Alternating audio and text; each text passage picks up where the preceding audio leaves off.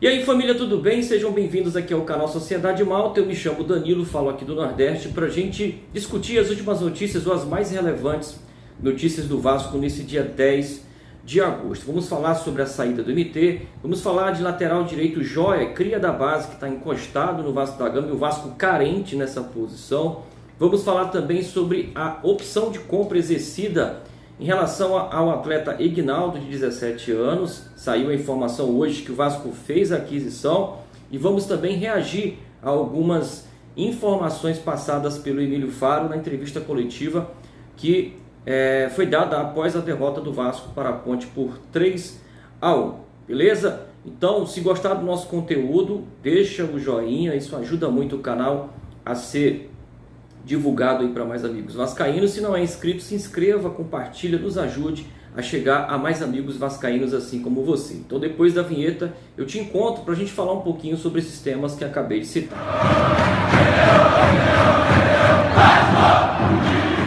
Hoje, através do jornalista Vene Casagrande, saiu a informação de que MT, meio ofensivo de 21 anos, será emprestado ao futebol português e o clube é o Santa Clara. As negociações entre Vasco e Santa Clara avançaram e o jogador sairá por empréstimo até junho de 2023, com a opção de compra. De repente, se bater algumas metas, esse contrato pode ser estendido até junho de 2024 e aí esse valor da opção de compra aumenta e aí o Vasco e Volta Redonda, na verdade o Vasco SAF e Volta Redonda, arrecadariam com essa opção de compra do clube português. Se exercida a compra em junho de 2023, os valores são em torno de 700 mil euros, que equivale hoje a 3.668.000 reais. Caso o exercício da compra seja feito apenas em 2024, esse valor aumenta 800 mil euros, 4.192.000 reais. E este valor ele está rateado entre Vasco, que tem aí 30% dos direitos econômicos do atleta, Volta Redonda, que tem mais 30%, e 5% que pertence ao atleta. Caso essa situação ocorra da opção de compra, os valores já entram para Vasco SAF. Rentável, né? Muito rentável investir no Vasco da Gama. Outra informação é de que o Vasco exerceu hoje a opção de compra do atacante Ignaldo, de 17 anos. O jovem tem sido uma das revelações do Vasco nessa competição e pertencia ao Arte Sul.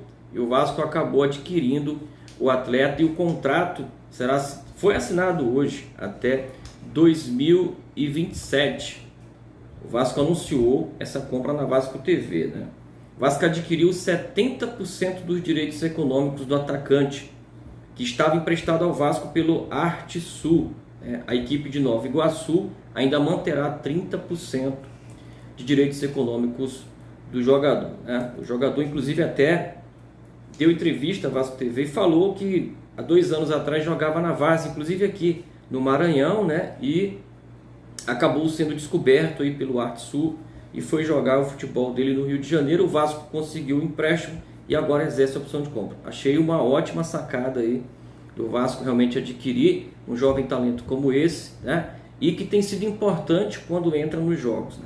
Alguns atletas, inclusive, da base, têm sido importantes nessa carência, né, que o Vasco tem hoje no atual elenco. E assim como em anos anteriores, assim como ano passado, a gente também pôde contar com alguns atletas da base. A oscilação ainda existe e existirá. Pode ser que o Ignaldo oscile durante o primeiro ano dele nos profissionais, mas a gente precisa muito desses atletas, até porque as contratações que o Vasco tem feito no mercado são questionáveis por demais, né? A última agora, por exemplo, o Matheus Ribeiro, lateral direito anunciado, era reserva do Avaí e substituiu nada mais, nada menos do que o fraquíssimo também Léo Matos, né?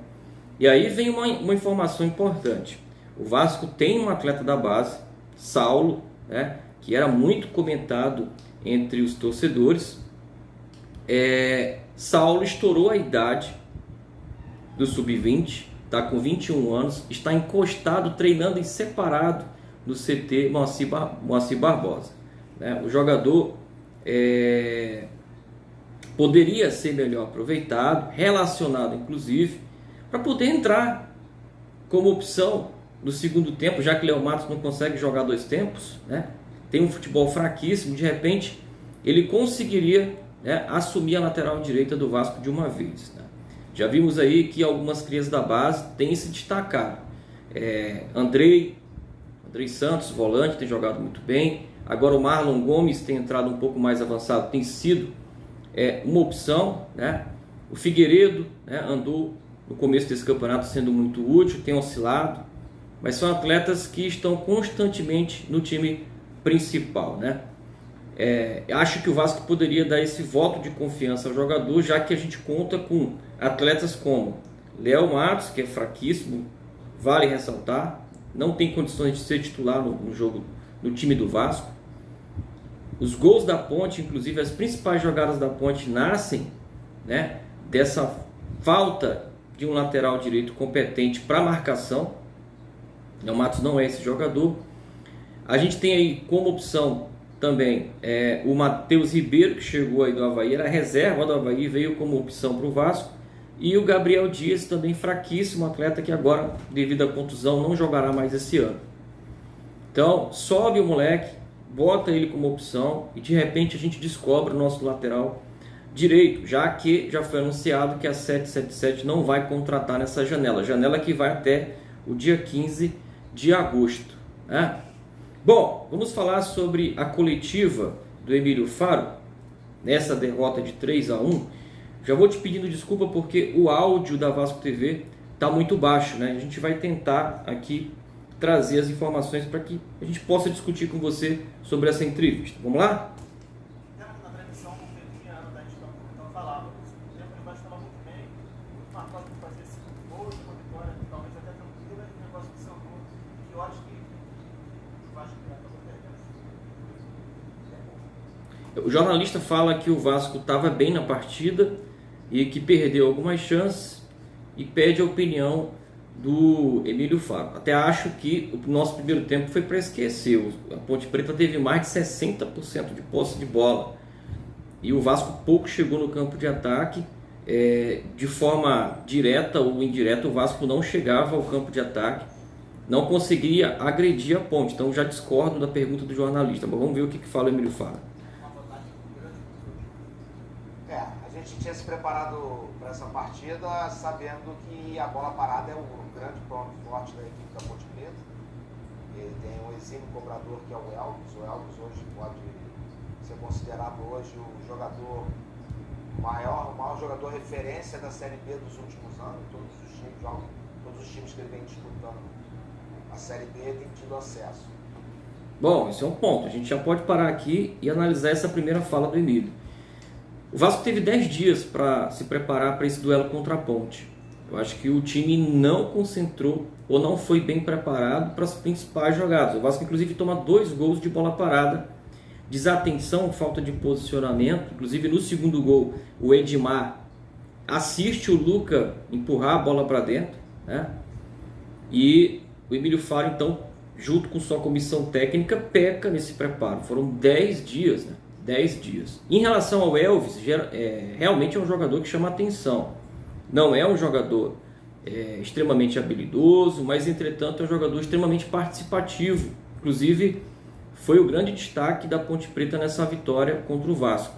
Aí eu te pergunto, né? O Emílio Faro analisou e disse que os últimos clubes em que o Elvis jogou, ele subiu com os times e sempre foi destaque, né? Por que o Vasco, que busca ascensão, não vai atrás de atletas assim, com essa bagagem, com essa capacidade de colaborar um pouco mais, né? O Vasco vai atrás de cada jogador que eu vou te contar, né? Matheus Barbosa, Gabriel Dias, Zé Gabriel. É por aí que se contrata um time capaz de ser competitivo, né? Vamos continuar aqui? E a gente trabalhou. E a gente teve bastante oportunidade de matar o jogo. Dentro dessas oportunidades não matando, surgiu um escanteio. E na troca da equipe, a gente não conseguiu anular aquela primeira trave como a gente tinha anulado anteriormente com os jogadores que iniciaram a partida. Aí você parte de um jogo que você tem que tentar empatar. E aí você cria espaço com o time resguardado E aí eles criaram o terceiro gol deles. Foram gols seguidos e aí praticamente eles liquidaram a partida. A tiro de gol tem tudo que a gente analisa após o jogo, fica uma coisa muito vaga. A tendência é que a gente vai assistir esse jogo muitas vezes, a gente vai sentar com os jogadores, ver as situações que a gente tem a evoluir e ver as situações que a gente tem para frente com o jogo da Tombense, que é um jogo já com outra característica. Então, o segredo de agora é a gente quebrar o retrovisor, enxergar a próxima partida, onde a gente vai estar aqui diante da nossa torcida, com a casa cheia, e trazer essa alegria para o torcedor e a gente manter firme nesse acesso que o Vasco vai conseguir conseguir. Bom, se tem alguma coisa para tirar de positivo desse jogo, foram algumas individualidades, né? O Marlon Gomes, por exemplo, é um deles, e o Alex Teixeira também, né? Agora, o time precisa de encaixe. O time do Vasco não tem encaixe. Inclusive, a Ponte Preta, em diversos lances do Vasco, conseguiu fazer a linha de impedimento funcionar. A defesa do Vasco não trabalha dessa forma, né? Não tem essa inteligência ou esse preparo para anular o ataque adversário com esse tipo de recurso. Acho que é um ponto que o Emílio Faro tem que trabalhar. E existe muita limitação física também, né? Os zagueiros são lentos, os laterais também, além de um posicionamento que não ajuda, né? Não há encaixe ali de marcação. Então acho que o ponto positivo são as individualidades, entretanto há muito a se trabalhar no jogo, para esse jogo contra a Tombense, né?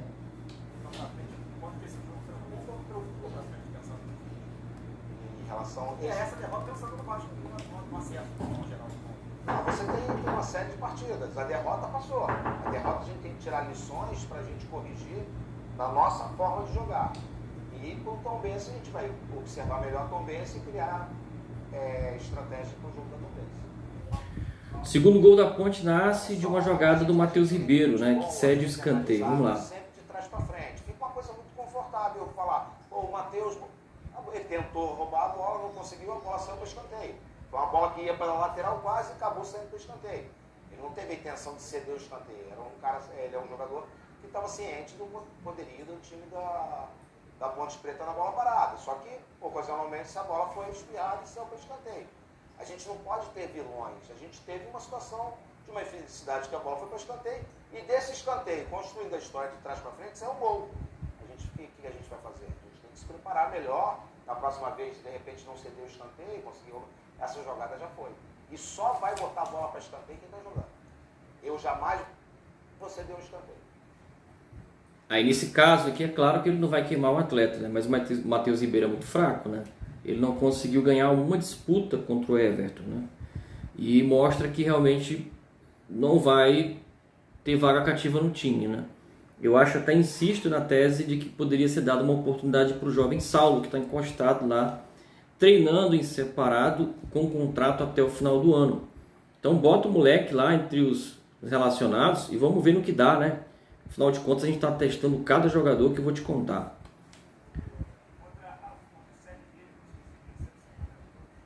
É muito baixo o áudio, né?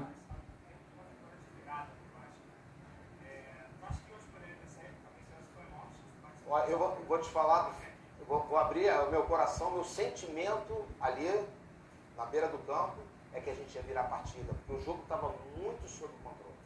O perigo realmente eram todas as bolas paradas que ocorriam para a Ponte Preta.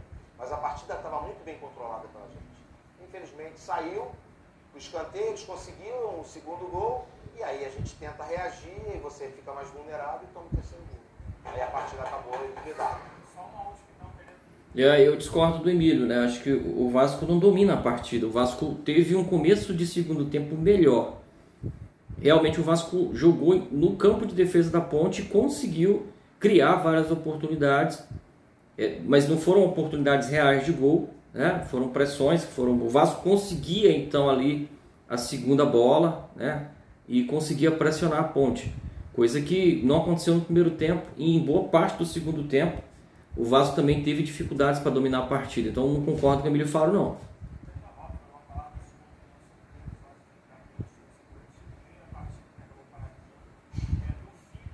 Um recado para a torcida, né? Que o repórter está pedindo aqui. Cara, isso hoje, as as coisas os problemas, em termos gerais, né, na sociedade, vão se banalizando, cara. Acontece, todo mundo vai comentar, vai acontecer de novo, e todo mundo vai comentar e vai acontecer de novo. Nada ocorre que estanque algum tipo de problema. Esse daí eu vi que havia uma confusão, não deu para visualizar direito o que estava acontecendo, mas mais um problema que ocorreu, está banalizado, vai ocorrer um problema em outro estádio e a gente vai sempre comentar sobre um problema que é constante. Enquanto não houver algum tipo de punição exemplar, as coisas vão continuar acontecendo e a gente vai só comentar. E que foi o comentário dele em relação à briga das torcidas. Lamentável, né? Acho que mostra que pouco policiamento no estádio. E se isso ocorre em São Januário, até falei no vídeo pós-jogo, seria um problemaço para o Vasco, né? Mas como é a Ponte, não sei no que vai dar, né? A Ponte até já se manifestou repudiando a atitude da sua torcida, mas foi lamentável, né? Partiram para cima dos vascaínos e aí o quebra-pau foi geral. 10 minutos de paralisação do jogo e realmente cenas lamentáveis, né? Imagino que os vascaínos que estiveram lá passaram um sufoco, mas olha, pouquíssimo policiamento no estádio, né? A TV até flagra, só 3 policiais dentro do estádio. Há quem diga que estava tendo um tumulto também fora, por isso a concentração maior da polícia estava fora do estádio. Enfim, não tenho essas informações, a informação que eu tenho foi da transmissão, mas foi lamentável realmente. Quanto ao acesso do Vasco, ganhar 2 jogos nos últimos 9 mostra que o Vasco realmente está numa situação complicada, né?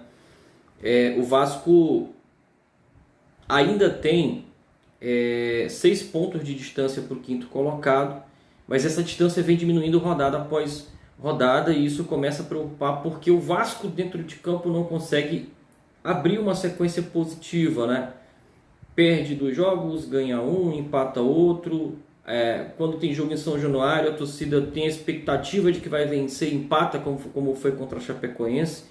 Vai fora, né, do Rio para tentar buscar pontos, perde um jogo como esse contra a Ponte Preta, um time que estava brigando para não cair, e aí o Vasco passa a ser o time a ser batido, né, nesse campeonato, e de fato os adversários têm conseguido, né?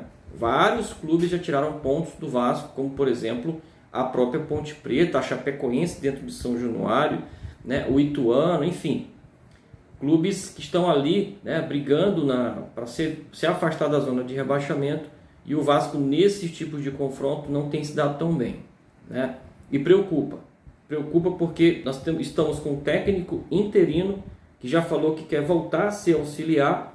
A 777 Partners não avança na contratação de um técnico, já disse que não vai fazer investimentos nessa janela de transferência e a gente tem que se virar com o que tem. E o que tem causa preocupação. Essa é a minha opinião. Se você gostou do conteúdo, deixa aí o like, se inscreve, compartilha. A gente vai ficando por aqui porque o vídeo está extremamente longo, né? Mas te agradeço você que nos acompanhou até aqui. Forte abraço, fica na paz e até mais.